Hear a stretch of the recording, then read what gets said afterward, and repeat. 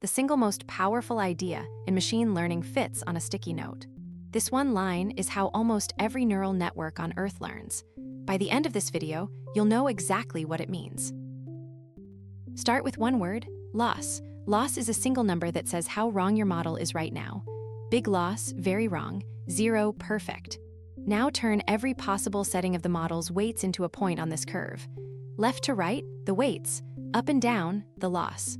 Your entire job is to get to the bottom, the weights that make the model the least wrong. But here's the catch. The model can't see the whole curve. It only feels the slope right under its feet. That slope has a name, the gradient. It points straight uphill. So to go down, you step the other way. Take one small step downhill, measure the slope again, step again, repeat. That's gradient descent. No map, no magic, just feel the slope, step downhill, and let it roll until it reaches the bottom. Here's that whole idea as 3 lines of Python. First, compute the gradient, which way is uphill at the model's current weights. Then step the weights the opposite way. W becomes W minus the gradient. That minus sign is the whole trick. It turns uphill into downhill. And LR, the learning rate, is how big each step is. It's the one knob you have to tune. Get the learning rate wrong, and the whole thing falls apart. Watch the same descent at 3 different step sizes. Too small and it barely budges, you'd be training forever. Just right, and it drops into the minimum in a handful of steps. Too big, and it overshoots, bouncing higher and higher until it flies off entirely.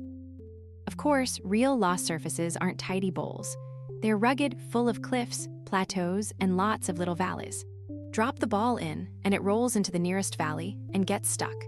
That's a local minimum, good, but not the best one over there. Escaping it is one of the hardest parts of training. But plot that same loss against training steps, and you see what actually matters. It drops fast, then flattens out. That curve, that's a model learning.